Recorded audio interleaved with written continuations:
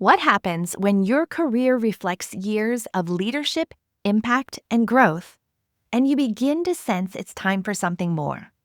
More freedom, more alignment, more space to create from who you are now. Today's guest followed that. She took everything she'd built and turned it into something even more expansive, expressive, and deeply fulfilling. This is the Your Next Success podcast, and I'm your host, Dr. Carolyn Sangle.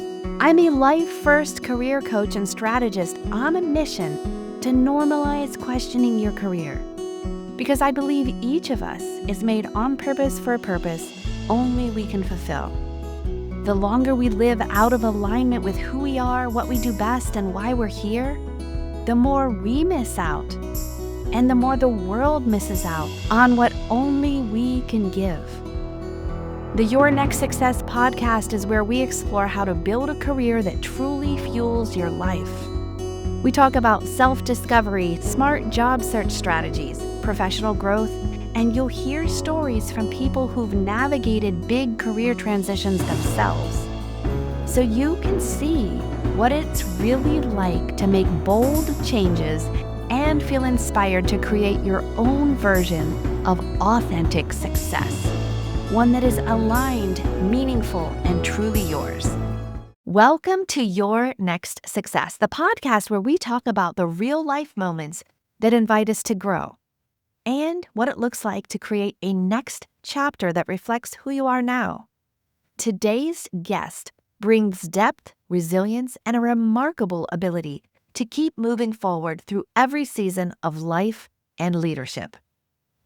Dr. Lucinda Jackson began her career during a time when few women were working in scientific fields. What she had was a willingness to try new things, to stay open, and to pursue opportunities that led her forward. She earned a PhD, and her winning mindset took her around the world. She worked in more than 30 countries for 4 Fortune 500 companies, eventually became a global executive serving as a general manager of health, environment, and safety, leading international teams and shaping energy and sustainability practices on a global scale. When it was time for a new rhythm, Lucinda stepped into a powerful and purpose-driven next act. She joined the Peace Corps. She founded LJ Ventures, and she became a speaker, consultant, and author of 2 inspiring memoirs, Just a Girl, Growing Up Female and Ambitious, and Project Escape, Lessons for an Unscripted Life. In this episode, you'll hear how Lucinda navigated science and leadership in systems that weren't designed with her in mind. What guided her transitions from corporate leadership into writing, service, and speaking. How she created a fulfilling next act rooted in contribution, creativity, and peace. Insights for anyone exploring what their next chapter could look like. Encouragement to build forward with wisdom, clarity, and purpose. This conversation is full of insight for anyone in a moment of transition, reflection, or expansion. Let's listen in on my conversation with Dr. Lucinda Jackson. Welcome, Lucinda, to Your Next Success. I am so excited to have you on our show today. Oh, thank you. Thank you so much. It's great to be here. What I'd like to do is help people understand a bit about careers and transitions, and your career bio reads amazingly. But I'd love to kind of get into some of the stories behind the stories. Can you take us back to the beginning? Like, during your childhood, did you have a certain career in mind or how you thought your life was going to go? Well, I loved being outdoors and I loved bugs and plants. And I used to put my jackknife and my magnifying glass in my pocket and go out and study them. And I loved doing that. My mom would be calling me, late because I was out doing that. So I thought about biology, but they didn't have a biology class in my high school. Now that's amazing what they have, but they didn't have anything then.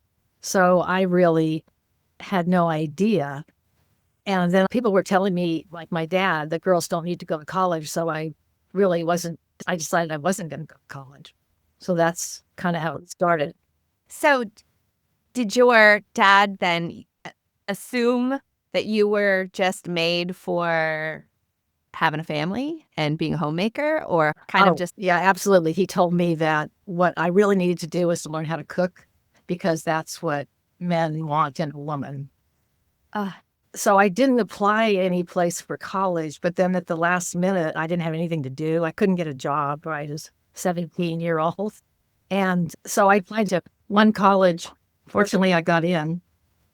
And looking back, I saw some of my original papers recently, and I'd actually put down biology as my major, oh, which was wow. crazy because I didn't know anything about it. But that didn't happen. I ended up majoring first in dance, and then I majored in economics and then French. and and then I got really worried because I really wanted to earn my own money. And that'll be a theme throughout this talk is that, and one of my key tips for young people is to save money and Yeah. it'll make your life so much easier. So I wanted to earn my own money. And I had grown up with my father owning all the purse strings.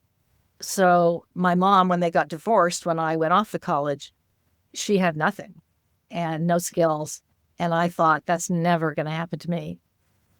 So I was by this time a French major and realizing what kind of job could I get with that and how am I going to earn my keep. So I switched schools. It was a liberal arts college, and I switched schools to go to a school that had agricultural classes and things. I thought, I like biology, so maybe I'll major in agriculture because I could probably get a job that way. So that's kind of how it started. How did you even know about, like, so if you were already in one school and immersed in that environment and your family has other kind of views, like, who did you ask or who was a resource? Like, how did you learn even that maybe a different school could be an option or that you could even transfer schools? It was really difficult because I certainly had no vision. I hadn't thought about my core values. I was just totally operating by the seat of my pants. But I did meet a man, his name was Dr. Bert Brim, and he taught plant biology at the college where I was going in Oregon.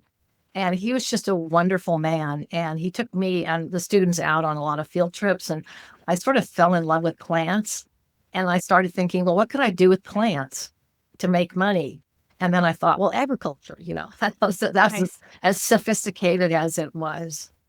And I really encourage young people today. I do mentoring for young, especially STEM students, and encourage them to really think about, a vision and their core values, which is something that's why I kind of messed around for a while. However, I also encourage them that you don't have to know right Yeah. away and don't feel bad if you don't. And I tell them the story about French and dance, and they're like, really? They thought they had to have their major figured out, when they're 14 or something. And there's more pressure for that now. And I tell them that all those things I did really helped my life. I mean, I still dance. I love to dance. I don't speak French, but I study Spanish. I switched. Yeah. So it's not an economics. Heck, yeah, it's been really helpful in being in business. So it's just not that straightforward. I have a Yeah.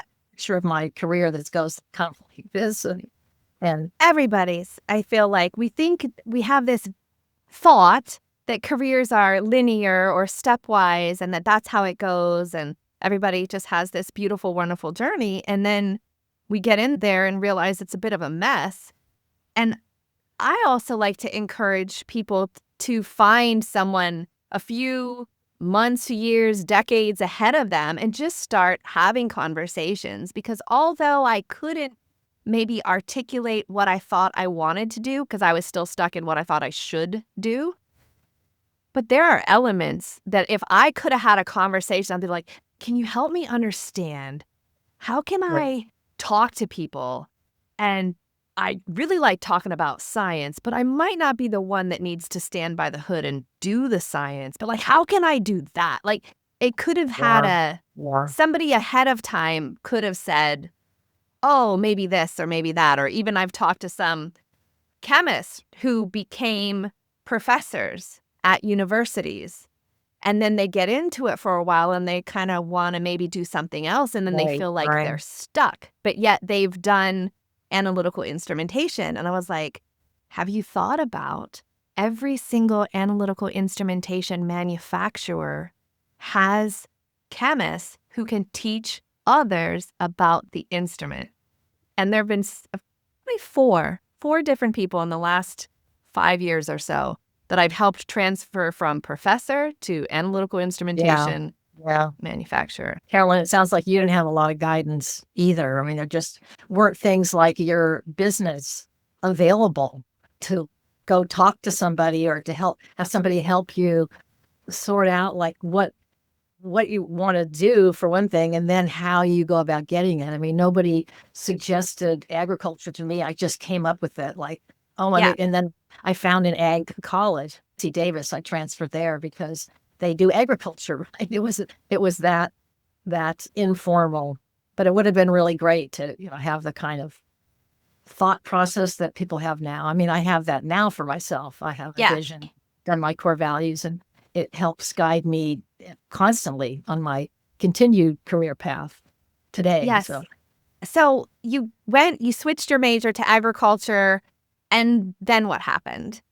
Then I took a lot of chemistry classes and I got interested in agricultural chemicals.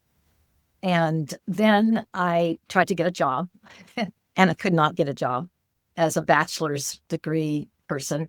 And especially as a female in that business. And this would have been 19 something 74, something like that.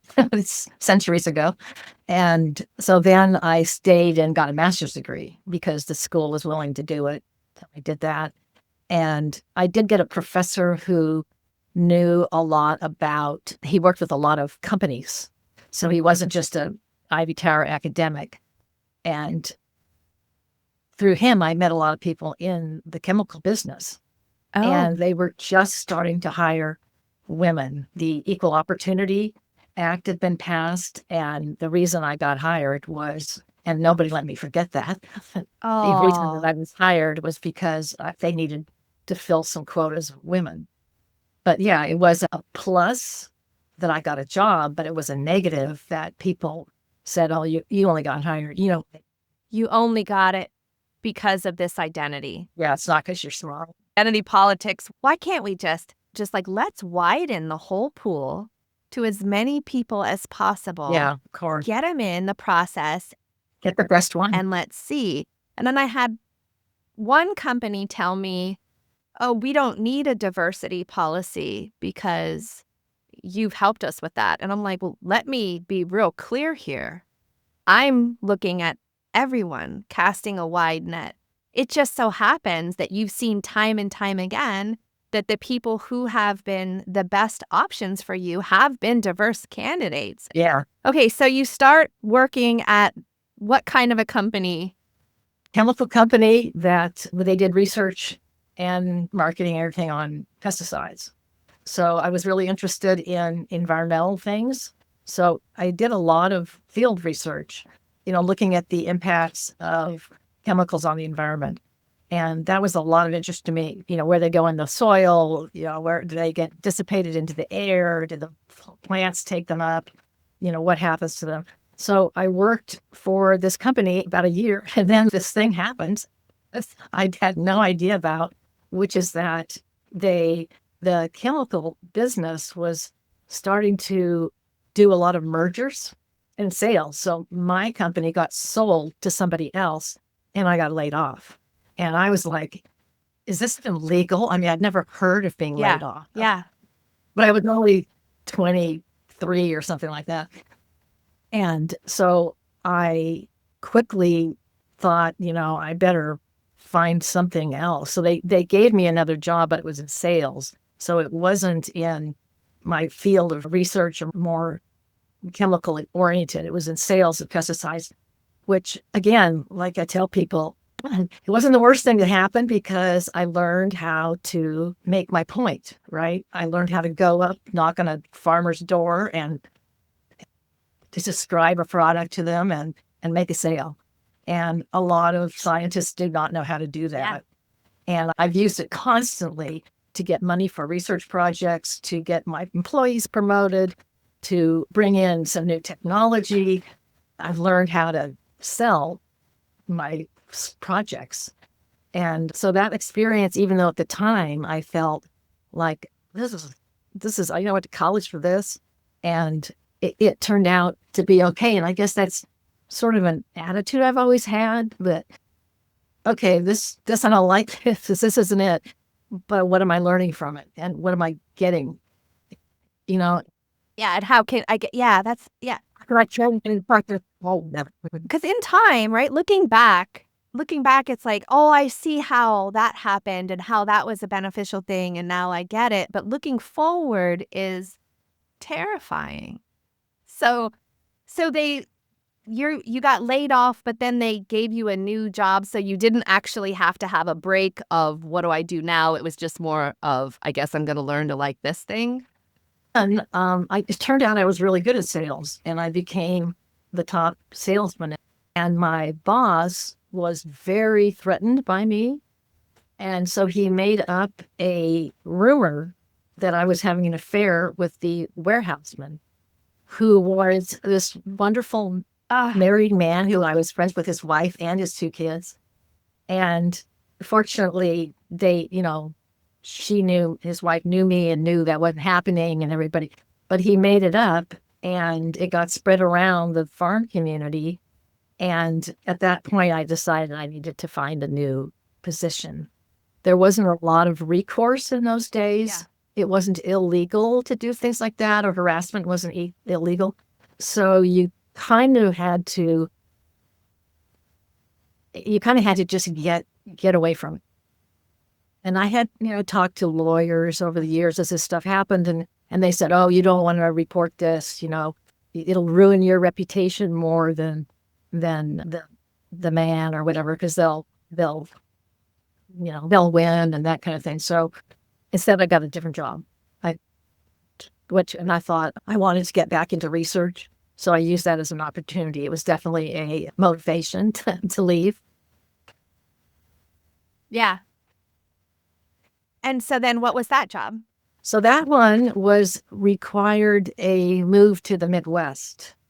And so I was in California, and so I moved by myself to St. Louis, Missouri, and I worked there for a while, and then they sent me to Central Illinois to work in corn and soybeans with chemicals, doing experiments with chemicals in the environment. And, I was young, it was scary, but again, I guess taking risks is something really important to me, and that's the kind of example I'm talking about. Like, people say, well, I don't want to leave my parents, or yeah, okay, I understand that. I totally understand that. But you might try it, and you can always move back, right? Yeah. And so I took risks all through my career to see what would happen. But I always figured they were irreversible. So it's not that scary when you're just shopping. I feel like sometimes people, and I naively thought when I first took my job that I was going to stay at that company forever. But I try to tell people it's just a job. It's not a marriage till death do us part. And even those sometimes you realize might not work out for you. But if you make the best decision with the data that you have and you try it, and if somehow it doesn't work out, so long as you have a story as to why, what you learned, and now what you'd like to do, then it becomes better. But these people who are trying to, at 15 or 18 or even 22 or 25, plan out the whole rest of their career. Yeah, it's not going to go like that. It's overwhelming. Just over. I love what you said too about it not being a marriage, because people do think that they take a job and they can't leave it. And they say, well, I need to give them like 2 months notice. And I said, give them a week notice. Because I had one job, well, like the job with the warehouseman, remember, when I told them I was leaving, I gave my 2-week notice and they said, your last day will be Yeah. tomorrow. Yeah. So they can fire you, lay you off, say goodbye like that. There's no legal stuff. So don't feel bad, about it's not a marriage. Don't feel bad about quitting a job. We're going. Yeah. And especially if the environment becomes toxic because, yeah, but we have this somehow, Yeah. this loyalty and believing that we matter and believing that we are a work family and that essential part of the team. We're family. Yeah, you're not family. Yeah. And then that's all fine and good until you're at the wrong side of a business decision or a toxic situation. Right. So yeah, and I totally learned about mergers and things like that and layoffs and things I didn't even know existed. And you can't take those personally. I mean, you just have to go, okay, it's business. And if you're leaving, that's also business. And I try to tell people that, like, they're running a business. If they don't need you anymore, they're going to let you go. And you have to think of your own business. This is business. Yeah, absolutely. it's business. So you ended up getting your PhD also. How did that work out? It's like you ended up getting your PhD as though you got a sandwich, but like, how did you decide to want to get a PhD? Well, the company I was working for back in the Midwest, how can I put this? They were very discriminatory. And first, they got rid of the one Hispanic person. And then they got rid of the one Black person. And then I was the only female, and I knew I was on the list. And they made up things to get rid of these diverse candidates. And what they did for me, in my case, was that they decided to make a new rule that you couldn't get promoted unless you had a PhD. And I did not have a PhD. And most all the men had PhDs. There were a couple who didn't, but for some reason, they got to stay. Well, they decided to stay. I mean, you could stay, but the rule was you weren't going to get promoted. So I left. I was like, okay, I get it. One, I knew I was on a chopping block from this whole diversity situation. And two, if they're going to make rules like that, I just said, fine, I'll go get one. So I left and I went, I found one of the university people I'd been working with on my research at that company said he'd take me on as a grad student. And interestingly, I decided to ask the company that I was working for to fund my PhD if I worked on a project with some of their new, and they did. And so they funded it. And I was one of the few graduates who came with their own money. And it was very liberating. Wow. And a lesson is like, don't be afraid to ask for things because you never know. I mean, it was really ballsy of me to ask for Apple never come. Absolutely. But if they said no, you would be at the same spot. Exactly. But guess what? They said yes. And then you were able to, what a win-win for them to have some great research, for you to be able to achieve this goal and kind of be like, ha ha, satisfying. And then because I had my own money, I didn't have to work while I was in grad school. So I didn't have to be a graduate assistant or a teaching assistant or anything because I was funded. You got to focus. That's so cool. And I got to focus and I got done in 2.5 years. So it was fast. I wanted to get back in the workforce. I missed my salary for sure because being a grad student was not the same. And afterwards, after I got my PhD, there were quite a lot of job opportunities. And so then you selected another company and you were there quite a while and rose up through the ranks a bit. How did that work? How did you, or I guess when you went into that company, what kind of a position did you have, and then how did you progress to get more opportunity? It's kind of another lesson learned because I joined the company because they were working on chemicals in corn and soybeans, which are the biggest crops in the world, So I was like, oh, yeah, I want to work on corn and soybeans. So I get there and they said, you're going to work in rice. And I was like, what? This was an agreement we made.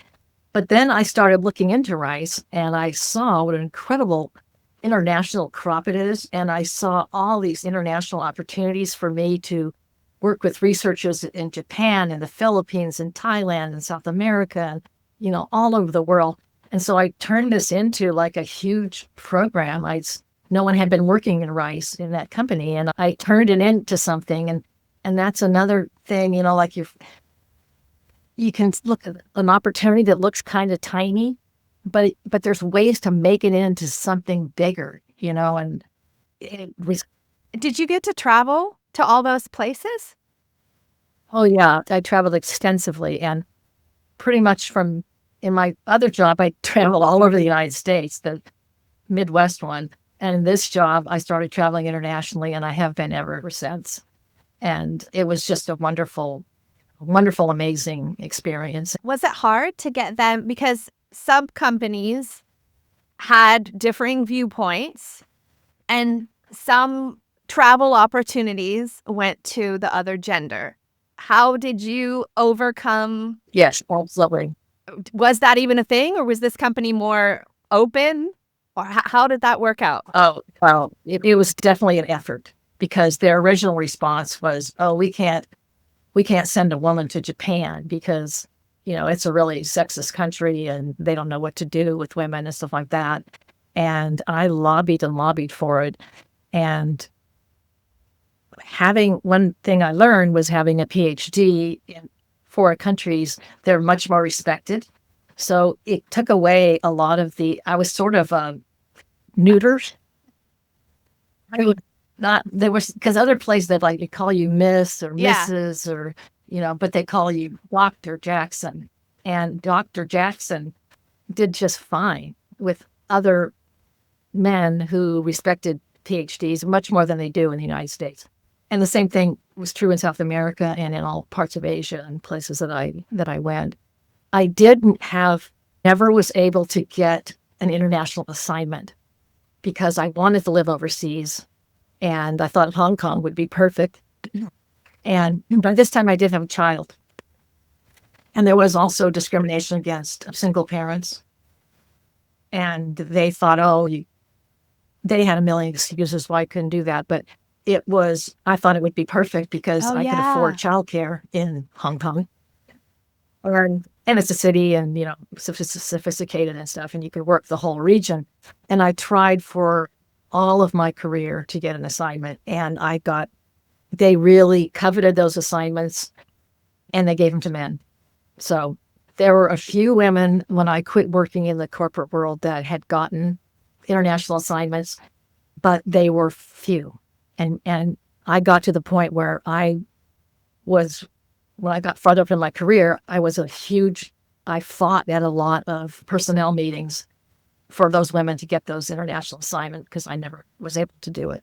They're cheap, in lots of ways. And they pay like 1.5 salary and you get, lots of vacation to go home and paid trips home and very lucrative. And so they want to give them to women. So, but that's why I joined the Peace Corps. I was like, I'm going to get myself my own international assignment. And I did. So. Yes. And I want to absolutely spend time talking about that. But I'm curious, when you were in the industry, how did you shift from individual contributor level position to leader manager? Because then you ended up with quite some phenomenal positions, lots of responsibility, lots of people. But how did you take that leap? It started by speaking up as an individual contributor, talking in meetings, saying things, not just sitting there. I had to learn. I practiced in front of the mirror, how I was going to say something. And a lot of times I'd write it down so my heart's beating while I speak up in my first meeting. I learned to speak up a lot. I learned to communicate. I practiced speaking. I gave a lot of presentations whenever I could. I gave a presentation at a conference or to a group of upper management. I would volunteer. Like, no, a lot of, like I said, a lot of scientists don't want to talk or be out there. And I would say, I'll do it. And that gave me kind of a platform. And I also wrote articles and I did some publications when I was in companies, even though that's hard to do. I published some things. I partnered with academic people to publish. And those kind of credentials, they kind of helped me stand out. And then and I also really like people, and I made friends with a lot of people in my companies, and they saw that. And when some team, like a first thing is like a team leader position opened up, I applied, and I got one. And a small group starting with like 5 employees. And then you kind of prove yourself as a leader and that you could handle a budget, business planning, forecasting, human resources, that kind of stuff. You start having to fire people, hire people. And then I took another job that had 13 people reporting to me. And just so gradually, then there was, 100 and then 400. So that's how it went. One would at a time. So step by step. Yeah. So each one you just proved delivered, did a great job and made yourself more visible for the next opportunities and just boldly kept putting your name in. And I didn't get all of them, for sure. I didn't get all the jobs. And it worked out. But you find one, and then I learned the ropes that you do a lot of advocating for yourself. You go around to people and say, first you find out who's on the selection team. Then you go talk to each of those people. You make it a 15-minute appointment with them and say, Carolyn, this job's coming up. I really think I'd be a good candidate. And here's why. And I really appreciate your support if it's possible. And then you could, sometimes you didn't get it. The person would go like, there's, Bob, he's been around for a long time. And, and I go, yeah, I know. And then you just let them know that you're interested, not in a creepy way, in a nice way, like that I really want this. I'd love the opportunity. I understand that, you've known Bob a long time. I understand that. But, maybe the next time I'm interested in this kind of move. And even that, that process beyond the process and the ability to positively differentiate yourself and kind of make a little bit your own path, that's remembered. Right. Because not a lot of people do that. They think, oh, I have to apply and then I'm going to wait and then they might contact me. And meanwhile, there are people who are going in the side doors. The pre-work. And just exploring. Yeah. Those are great tips. Like networking and all of those things. Yeah. Very, very interesting. So a couple themes come up. Self-advocacy, communication, building communication skills. This writing thing is really interesting because you've now written a few books and one of them is going to be about the Peace Corps. But when did writing become on your radar as something that you enjoyed doing? Because that's, I believe, another skill set that you have beyond a typical scientist. You have phenomenal, captivating writing skills. And for everyone who doesn't know, there are 2 books. It's Just a Girl. There's a whole bunch of story beyond the beautiful highlights in a bio. And Project Escape. Both of these are phenomenal books. I had heard from another American Chemical Society career consultant that he had read Project Escape and couldn't put it down. And I was like, oh, okay. And so, but I thought, well, I'm going to start at the beginning. I'm a girl. I'll start with just a girl. And to realize a lot of themes that you had to overcome and challenges of harassment and treated differently in some really awkward situations were underneath all of these rising the corporate ranks. I was completely blown away, surprised. I shouldn't have been surprised, but resilience and this amazing writing. So back to this. How did you get interested in writing? Where did you learn that? I always liked it in school, English class in high school.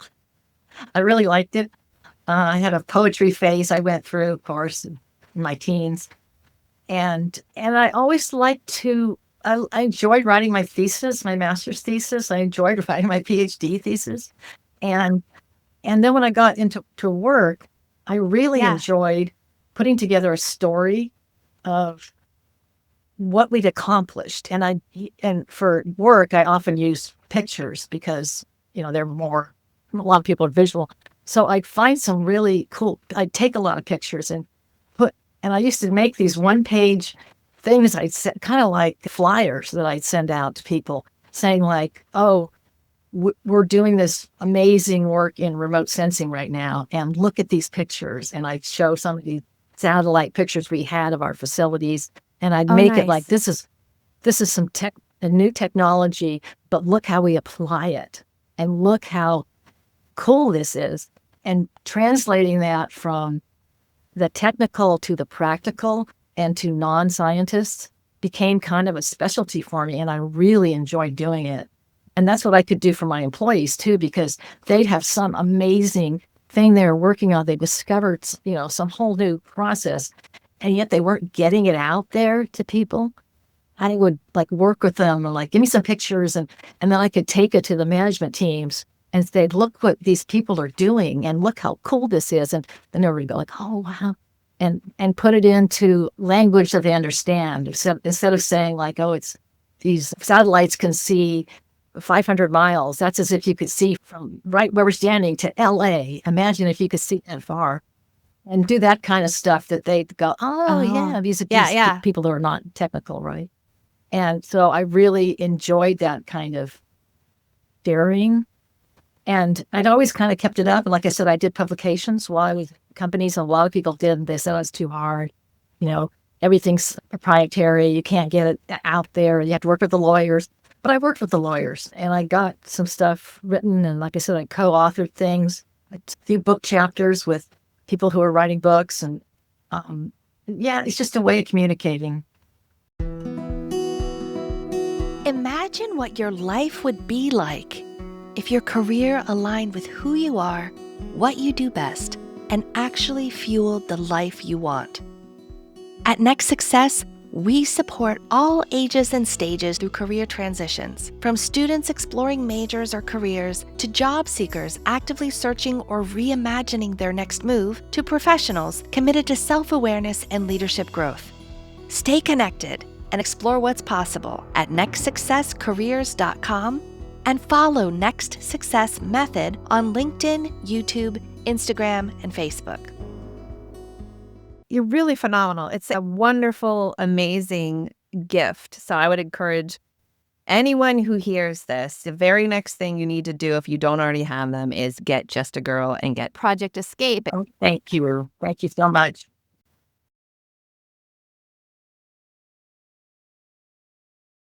But tell us about Project Escape. How did you decide to leave this amazing, what was your last, what was the I was title? The head of health, environment, and safety for the corporation. Mm-hmm. And you just decide, hey, how about I leave all of this behind, and I know I'll get that international assignment and I'll join the Peace Corps. What? Well, that's when I started doing my own personal vision statement and thinking about what my career was lacking. And then I came up with my core values. So my personal vision statement was create a remarkable next act. Because I'd been in corporate America for 40 years. And I was saying, what should I do next? I'm a little bored. I want to do something else. And so that's when I really started personally working on having this vision of create a remarkable next act. I said, yeah, I want my life to be remarkable. That's what I want. And I use the word create because I can create that for myself. Nobody's going to give me that, or Yeah. no job was going to make that for me. So then getting into my own core values, I saw one of them was freedom and adventure. And I wanted more freedom than I had as you have in a job, right? So I fought, and then I had noble purpose was one of mine, authentic self, which I felt like I hadn't been thoroughly, completely in corporate America. Yeah. You couldn't. You have to fit in a little bit. Yeah. Right? You have to be who you got to play the role, sadly. Right. A lot of people are scared to be themselves, or if you do show yourself, you're going to get judged or some adverse reaction. Yeah. One it. man told me I had Democrat hair, and yeah. So I was, What? What does that even mean? What does that even mean? I straightened it more, so it looked more not Democrat. It's hair. Hair. Yeah. I don't know. People make weird, but now I can wear my hair any way I want. But anyway, yeah, I just decided to branch out more and do that for myself. So those values really help me. That's why in your work, Carolyn, you also talked a lot about people's core values. And I really hadn't done that assessment. I mean, here I was really late in my career, and I hadn't really said, like, is this everything for me? And I found these other things, about authentic self that like I was just mentioning. I wanted to be more authentic. I wanted to just really find out who I am. And I've been able to do that, and it's just been so fun. So fun. So the Peace Corps was one of them. It was one of those, like, I want my international assignment. And you convinced your husband to also go. I think that's another thing too. You find a cause that you want to champion, and then you will bring others on board, and those who love you inevitably end up going along, but without spoiling the book, because it is a must read, give us the snapshot of how did it really go and what did you learn? It did not go well. Which again, another life lesson. Your best plans, like, this is it, man. And then it doesn't. But in retrospect, I wouldn't change it for the world. Oh, wow. Yeah. So it didn't. I got assignment for my husband too, and the assignments we got did not equal the job description. We were not paid properly for the economy of the nation, and we became. How would I say this? I mean, it's a very class-oriented society. The country we went to, and we were on the bottom rung of the society, and so we were not respected.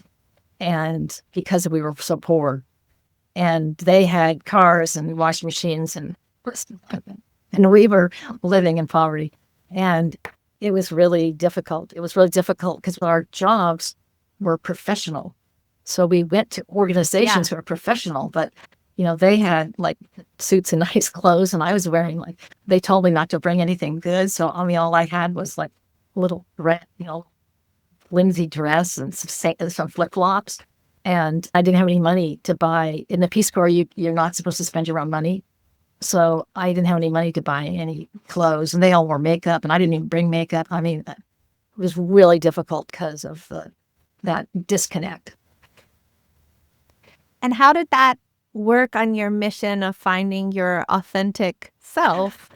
It's just another lesson about who I am. I guess I grew stronger. It really developed my sense of humor. And the biggest reward from it was my husband and I fell in love there. Oh, that's amazing. Nothing like hardship. And And how long had you guys been married at that point? Almost 30 years. Wow. So you're saying there's hope, right? Because I don't know about your marriage, but I love my husband. He's amazing. I'm sure he's going to listen to this. And there's phases of there's phases of like excitement and adventure and responsibilities and work and priorities, and sometimes you're drifting and other times you're drawing closer. So that's amazing that that experience became a drawing closer event. So I guess, but honey, we're not going to the Peace Corps. Maybe we'll just go on a cruise or something. We learned never to blame each other. And he did not blame me. He did not blame me for this kind of fiasco. Yeah. And we both learned to say, I know you're doing the best you can, honey. I know you are. I know you.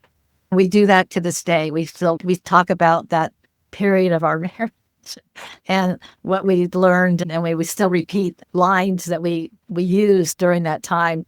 You know, keep going. Oh, wow. Now, another theme throughout some of your books that I thought, oh, wow, that's different. I didn't know that. Maybe I should do that now, is anytime there was a stress or a challenge or something, a stress or a challenge, you wrote about multiple instances of exercise, meditation, some sort of healthy outlet. How did that come about? Like because I didn't do that. I would just stress and obsess, and I feel like some other people do it. Like you'll stress, you're obsessed, you're going to check out, you're going to try to compensate with some sort of substance, but yet what you compensated with was good for you. How did you get that nugget? And for anybody else that didn't get it, hey, guess what? If you're stressed, you can go exercise, or you can even meditate and do yoga, like waiting for a plane in the airport. Like, what? Yeah.